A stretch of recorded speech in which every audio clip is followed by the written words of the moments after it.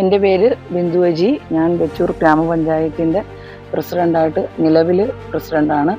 2015-20 കാലഘട്ടത്തിൽ ഞാൻ വെച്ചൂർ ഗ്രാമപഞ്ചായത്തിലെ 1-ാം വാർഡിൽ ജനപ്രതിനിധിയായിട്ട് ജനവിധി തേടിയിരുന്നു. അന്ന് ഈ വാർഡിൻ്റെ മെമ്പറായിട്ട് എനിക്ക് നിൽക്കുവാൻ സാധിച്ചു.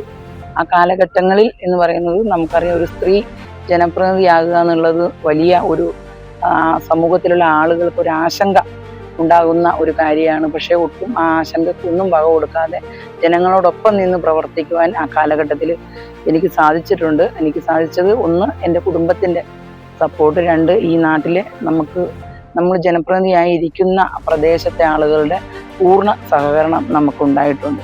സമൂഹത്തിൽ നിന്നൊക്കെ ഒട്ടേറെ പ്രശ്നങ്ങളെ നമുക്ക് നേരിടേണ്ടി വരും. ആ പ്രശ്നങ്ങളെയൊക്കെ നമുക്ക് നേരിടാനുള്ള ഒരു ശക്തി എന്ന് പറയുന്നത് നമ്മുടെ നാട്ടിലെ ജനങ്ങളുടെ പരിപൂർണമായ സഹകരണമാണ്. ഓരോ വിഷയങ്ങളും സ്ത്രീകൾ കൂടുതലായിട്ട് ഈ രംഗത്തേക്ക് കടന്നു വരണമെന്നാണ് എനിക്ക് പറയുവാനുള്ളത്. സ്ത്രീകളിൽ നമുക്കൊരു പുരുഷ ജനപ്രതിനിധി എന്ന് പറയുമ്പോൾ ആളുകൾക്ക് കേൾക്കാനും ആളുകളുടെ പ്രശ്നങ്ങൾ പറയുന്നതിനും അവരെ കേൾക്കാനും സ്ത്രീകൾക്കാവുമ്പോൾ ഏറ്റവും കൂടുതലാവും. പുരുഷന്മാർക്ക് അതിനൊരു പരിമിതികളുണ്ട്, അവരെ കേൾക്കാനും ഒക്കെയുള്ള.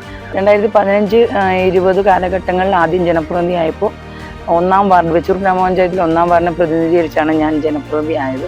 ആ സമയത്ത് എനിക്ക് ചെയ്തു കൊടുക്കാൻ പറ്റിയ കാര്യങ്ങൾ എന്ന് പറഞ്ഞാൽ, എൻ്റെ വാർഡിൽ സമ്പൂർണ്ണ വൈദ്യുതീകരണം എനിക്ക് കൊണ്ടുവരാൻ സാധിച്ചു. സമ്പൂർണ്ണ കുടിവെള്ള പദ്ധതി എനിക്ക് കൊണ്ടുവരാൻ സാധിച്ചു. 90% റോഡുകളും അതായത് സഞ്ചാരയോഗ്യമാക്കാൻ വേണ്ടി എനിക്ക് സാധിച്ചിട്ടുണ്ട്. അതുപോലെ തന്നെ അംഗനവാടികൾക്ക് 2 അംഗനവാടിയാണുള്ളത്. ഒരു അംഗനവാടിക്ക് കെട്ടിടം നിർമ്മിച്ചു കൊടുക്കുവാൻ സാധിച്ചു. അതുപോലെ തന്നെ നമ്മുടെ വാർഡിലുള്ള സ്കൂള്, അതുപോലെ കൃഷിഭവൻ ഒക്കെ, അതിൻ്റെയൊക്കെ അടിസ്ഥാന സൗകര്യങ്ങൾ വർദ്ധിപ്പിക്കുവാൻ സാധിച്ചു.